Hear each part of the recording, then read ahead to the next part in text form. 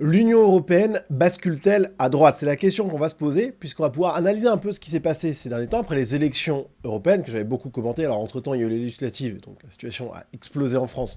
Donc on a eu d'autres chats à fouetter, mais ce qui se passe au Parlement européen, à la Commission, c'est extrêmement important, et on va même se demander si finalement, quand on regarde certains titres médiatiques par exemple, puisqu'on assisterait a priori à une droitisation de l'Union européenne, est-ce que finalement l'UE, tant décriée par certains autoproclamés souverainistes, tant décriée par certains à droite, est-ce que ça ne serait pas finalement une chance pour le pays, en obligeant la France, malheureusement toujours très gauchiste sur certains points, eh bien, à aller vers de plus en plus de liberté économique, vers de plus en plus d'identité, de défense des frontières, etc. On va se poser cette question, puisque, comme vous le savez, Ursula von der Leyen a donc été réélue à la tête de la Commission. Ça avait d'ailleurs été salué par une certaine Manon Aubry, voilà, de la France Insoumise. Ces images, elles étaient quand même exceptionnelles. Mais franchement, enfin, les électeurs de la France Insoumise sont d'énormes cocus. Hein. Franchement, là, regardez ces images, quoi. Elle est ravie de voir Ursula von der Leyen réélue. Bon, bref. Donc Ursula von der Leyen a été réélue à la tête de la Commission européenne et je peux vous dire qu'il y a énormément d'observateurs, bien entendu, plutôt de gauche, hein, qui ont critiqué une droitisation de la Commission européenne. Alors on va s'interroger ensemble, est-ce que c'est une réalité ou pas? Juste avant de s'interroger sur tout ça, on va revenir un petit peu quand même sur la stratégie Mélanie. Vous le savez, notamment si vous écoutez régulièrement nos émissions ADN sur Odyssée, je vais vous mettre un petit lien en description avec Alexandre Cormedoni, Daniel Conversano, je fais partie du camp de ceux qui sont pragmatiques. C'est-à-dire qu'on ne peut pas espérer d'un coup d'un seul renverser la table et voir toutes nos propositions arriver au pouvoir. Enfin, objectivement, ça serait bien, mais c'est quand même très peu probable. Et donc, par pragmatisme, moi je pense que c'est pas mal d'y aller par petits pas et de tenter d'influencer les gens qui sont actuellement au pouvoir plutôt que de vouloir le prendre soi-même tout de suite. Voilà. C'est par exemple pour ça que je préfère avoir un petit bout de mes idées qui est appliqué via des négociations avec Ursula von der Leyen ou avec Emmanuel Macron, plutôt que d'avoir le programme parfait, mais par pureté idéologique, de refuser de l'appliquer. Et d'ailleurs, c'est exactement le travers dans lequel est tombé le Front Populaire en France, puisqu'ils ont décidé, après les législatives, de refuser tout gouvernement qui n'appliquerait pas intégralement leur programme, ce qui fait que, bon, bah du coup, il n'y a pas grand monde à soutenir, alors que le RN a une position plus pragmatique, et s'est dit, ok, on va pas avoir un gouvernement qui appliquera toutes nos propositions, mais on aura un poids politique très important qui nous permettra quand même de faire avancer nos idées. Bon. Et la stratégie de l'influence, c'est celle qui a été choisie par Giorgia Meloni. Giorgia Meloni, ça fait plusieurs années, depuis son élection au poste de Premier ministre en Italie, qu'elle entretient une relation assez cordiale avec Ursula von der Leyen. On les a vus s'afficher ensemble publiquement à plusieurs reprises, ce qui a parfois provoqué la colère, l'incompréhension de certains à droite qui ont hurlé contre Meloni, alors même qu'elle était dans une position pragmatique, ce qui fait qu'elle a pu avancer des billes politiques auprès de la Commission européenne. Alors, ça n'a pas empêché Giorgia Meloni de voter contre la reconduction d'Ursula von der Leyen lors de la dernière échéance en juillet dernier. Et ça a d'ailleurs peut-être pu froisser Ursula von der Leyen. Hein. En tout cas, on va voir si l'idylle entre les deux femmes, enfin l'idylle, c'est une idylle politique, hein, donc attention, c'est de la façade, il y a beaucoup de rapports de force derrière aussi, mais malgré tout, il y avait une relation, pas amicale, mais une relation cordiale, qui était intéressante, parce que ça permettait à Giorgia Meloni et au parti ECR, qui est le plus gros parti de droite européen, eh bien, d'influer sur la politique européenne. Pas de manière parfaite, je me répète, mais c'est déjà ça. Alors là, on va voir ce que ça va donner, mais ça a pu participer à cette fameuse droitisation qui est dénoncée par des observateurs de gauche. Alors on a cet article de Challenge, droitisation, parité séjourner, la nouvelle Commission européenne passée au crible par les eurodéputés. Alors, la première chose qui frappe, c'est cet intertitre, l'extrême droitisation. Bon, si seulement, mais évidemment on en est très loin. Donc Challenge cite à l'appui des déclarations de gens de gauche. Hein. On a par exemple « La Commission n'a jamais été aussi à droite », a tonné l'insoumise Manon Aubry. Bah oui Manon, mais en même temps, tu te félicitais d'Ursula von der Leyen. Donc c'est quoi? Enfin, le théâtre que c'est franchement. Hein. Donc voilà, l'extrême droitisation, les Verts qui sont vent debout contre tout ça. Alors, on va s'intéresser au profil de la Commission qui, effectivement, mais c'est dans la suite logique des choses, hein, bascule un petit peu à droite. Alors ça, c'est positif. On va pas se plaindre de ça, au contraire. Alors c'est très léger, c'est largement insuffisant. On va y revenir tout de suite. Mais c'est vrai qu'au fur et à mesure que de plus en plus de gouvernements de droite sont élus à travers l'Europe, parce que en fait, tous les peuples d'Europe sont confrontés aux mêmes problématiques, immigration, insécurité, etc. etc. Et donc, forcément, la droite revient au pouvoir. Et donc, c'est vrai, la Commission européenne va chercher des commissaires dans des partis, forcément, hein, c'est logique, plutôt de droite. Voilà, avec beaucoup de pincettes. Alors on va commencer par la question de l'immigration pour voir si oui ou non l'Union européenne, la Commission, se droitise, et on va voir si au contraire ce n'est pas un écran de fumée de la part d'Ursula von der Leyen. On va voir ça. Alors déjà, quand même, il faut le noter, hein, délocalisation des migrants hors de l'UE, la Commission européenne favorable au centre de retour. C'est vrai que c'est quand même un discours qu'on n'avait pas trop entendu ces dernières années, qui fait plaisir, il n'y a pas de doute.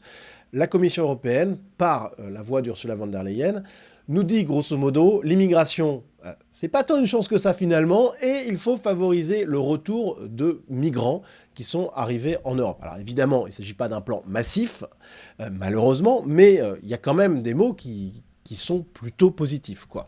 Ce qui est intéressant, c'est qu'au-delà de la Commission européenne, les États eux-mêmes, les États membres de l'Union européenne, plaident pour des expulsions plus importante, immigration en Europe, les 27 pays de l'UE se déclarent favorables à une nouvelle loi pour accélérer les expulsions. Les États membres invitent la Commission européenne à soumettre rapidement une nouvelle proposition législative. Donc là, très intéressant. Donc on pourrait se dire que oui, l'Union européenne bascule à droite. Alors quand même, modérons notre enthousiasme. Déjà, les mesures qui vont être proposées, il faut qu'elles soient votées. Et puis, est-ce qu'elles seront suffisantes? La réponse, claire, nette, précise tout de suite. Je peux me tromper, mais il y a quand même peu de chance, ces mesures ne seront pas suffisantes. Voilà. Et puis il y a aussi la question d'Ursula von der Leyen derrière. Alors est-ce que la droitisation d'Ursula von der Leyen, légère et réelle, est-ce qu'il s'agit d'un enfumage? Bon, on ne sait pas exactement, on imagine que c'est quand même un petit peu entre la manœuvre politique et la découverte, enfin, que l'immigration, c'est peut-être pas une chance incroyable. Reste que, voilà, il y a une partie quand même un peu molle, enfin même très molle, on peut le voir avec le profil de Magnus Brunner, qui est le nouveau commissaire européen sur la question de l'immigration à la Commission européenne. Alors il y a des signes positifs, hein. Alors déjà, il fait grincer des dents les gens de gauche. Pourquoi? Parce qu'il vient d'Autriche. Or, l'Autriche est connue pour sa position stricte en matière de liberté de circulation au sein de l'UE. C'est donc un pays qui voit les dangers de la crise migratoire et qui vote quand même de manière intéressante depuis plusieurs années, avec le FPO, qui est un parti qui est dur, mais enfin avec des positions de bon sens en réalité, hein, sur l'immigration. Donc à Bruxelles, on regarde ça un petit peu en coin. Sauf que Magnus Brunner, c'est quelqu'un qui vient non pas du FPO, mais d'un parti beaucoup plus centriste, et surtout qui était ministre des Finances, c'est-à-dire que c'est pas quelqu'un qui est spécialiste des questions migratoires. Donc, pour gérer la problématique essentielle des migrations à la Commission européenne, on met quelqu'un qui est un ministre des Finances. Alors, en plus, il y a la petite problématique, est-ce que c'est pas quelqu'un qui va voir ça sous l'angle économique? Alors même si, j'ai fait une vidéo sur la question, je vais vous remettre le lien en description d'ailleurs, parce que je pense qu'elle est fondamentale, l'immigration extra-européenne est une catastrophe économique, vraiment. Le problème, c'est que ça se voit plutôt à moyen terme, notamment quand on regarde les chiffres, le PIB, etc. Quand on a l'œil vissé sur des indicateurs court terme, il peut y avoir le risque de voir de manière erronée, voilà, l'immigration comme possiblement positive. Ce qui est faux. Voilà. Mais malgré tout, un ministre des Finances qui gère cette question-là, sans trop d'expérience sur la question migratoire, même s'il est autrichien, ce qui est plutôt positif en théorie, ça laisse un peu perplexe. Alors, les gauchistes bruxellois sont perplexes parce que c'est un Autrichien. Moi, je dis, attention, on ne sait pas exactement ce qu'il vaut. Et pour un portefeuille aussi important, je ne sais pas si c'est un bon signe et si on est vraiment sur une droitisation de l'UE. Donc, notons également que lors des élections législatives dernières, ce n'est pas son parti qui est arrivé en première position, hein, mais c'est bien le FPO, tandis que lui, l'OVP, est arrivé en deuxième position. Donc, peut-être aussi qu'on aurait pu aller chercher un commissaire européen à la migration, peut-être au FPO. Là, il y aurait quand même eu beaucoup moins de réserves de ma part. Ceci étant dit, c'est pas une horrible nouvelle, attention. Mais c'est juste que vous voyez, c'est un petit peu trouble. En fait, on va dans le bon sens, mais à tellement petits pas que c'est peut-être pas si efficace que ça. Alors quand on quitte cette question de l'immigration et qu'on regarde la composition de la Commission européenne, on tombe très rapidement sur un sujet français, hein, qui est le commissaire européen. L'article de Challenge nous en parle. Il s'agit de Stéphane Séjourné, et on a une réaction de la LR Céline Imar, deuxième de liste derrière François-Xavier Bellamy, qui a évoqué la nomination du français avec ces mots. Stéphane Séjourné hérite d'un portefeuille clé à la stratégie industrielle, avec possiblement plusieurs commissaires expérimentés sous ses ordres. Avec quelle expertise ? 2 ans en tant que membre de la Commission des affaires économiques et des affaires juridiques au Parlement européen, et un niveau en anglais extrêmement médiocre. Il va se faire manger, et l'influence française va payer l'addition. Alors Stéphane Séjourné, c'est donc un politicien français qui a notamment été pacsé avec Gabriel Attal, notre ancien Premier ministre. Donc vous voyez que c'est quand même un peu l'entre-soi. Peut-être qu'il est excellent, hein. Voilà, bon, quand on le regarde un peu à l'œuvre, on n'est pas convaincu, mais ce que je veux dire, c'est qu'il y a de l'entre-soi qui est pas correct. C'est de l'endogamie politique qui mélange vie privée, vie publique, franchement, et tout ça avec l'argent des Français, bien entendu.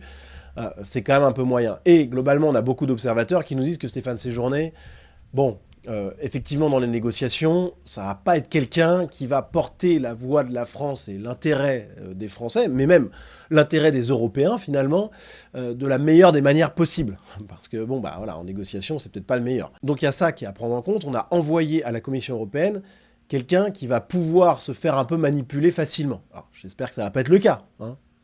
Mais, bon, ça risque pas d'être quand même fameux. Alors quand on revient à l'article de Challenge, on voit qu'il y a tout un paragraphe sur la parité. La parité, bon, c'est un gros sujet pour la Commission européenne, même si cette commission elle est un peu moins paritaire que la précédente, ça reste quand même un objectif d'Ursula von der Leyen d'avoir autant d'hommes que de femmes. Le problème, évidemment, c'est que là, on est dans la discrimination dite positive, qui n'est pas positive du tout en réalité, puisque ça met en position de puissance, de décision, des gens qui ne sont pas les meilleurs forcément, puisqu'on choisit des commissaires européens, là en l'espèce, non pas pour leur qualité propre, mais pour leur sexe. Voilà. Donc là, c'est quand même assez problématique. En politique, on ne devrait pas choisir quelqu'un en fonction de ce qu'il est, mais en fonction de ce qu'il est capable d'accomplir. Évidemment, le meilleur est en politique, mais dans la vie de manière générale, bien entendu. Et je pense que tout le monde est d'accord avec ça, même les femmes qui regarderont cette vidéo.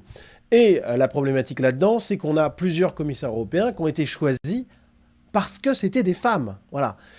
Ça, c'est quand même très moyen. Et là, on ne peut pas parler de droitisation, parce que qu'est-ce que l'idéologie de droite? C'est la recherche de l'excellence, et donc de mettre les meilleurs possibles à leur poste.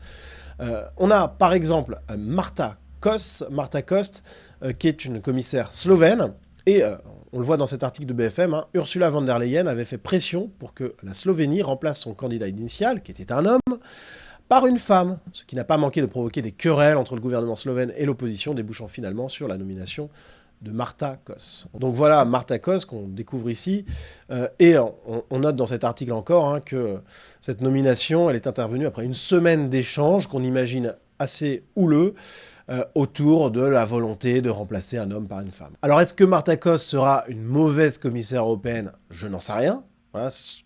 Elle doit avoir sûrement des qualités, hein, et attention, hein. Mais c'est quand même rageant d'avoir ce choix basé sur une caractéristique physique. Voilà, c'est quand même bon, voilà, c'est pas au niveau de ce qu'on attend. Nous, les électeurs, nous, les citoyens, que ce soit français ou européens, on a besoin de bien plus que ça. On a besoin de gens compétents. Bon, d'autant que Marta Kost, elle a un profil qui est un peu trouble. Elle est assez critiquée par des observateurs et des politiciens de son propre pays, hein. Elle pourrait même ne pas avoir le soutien de sa propre délégation, hein, selon un membre du PPE au Parlement européen, qui note également qu'elle réside en Suisse et non dans l'UE, que c'est une ancienne employée des services secrets. Alors il y a toute une polémique autour de ça. Bon, je rentre pas dans les détails parce que c'est pas important, mais voilà, elle a eu un rôle politique assez mineur en tant qu'ambassadrice en Allemagne et en Suisse, et il y a eu des accusations de harcèlement contre elle. Bref, tout ça pour dire qu'on a donc mis à un poste à haute responsabilité quelqu'un qui n'était peut-être pas la meilleure des personnes, et ça c'est la politique d'Ursula von der Leyen et de l'Union européenne de manière générale, mais en fait, c'est l'idéologie de gauche, hein, derrière, qui est celle de la parité, qui n'a aucun sens. On a un autre exemple avec Kaja Kallas,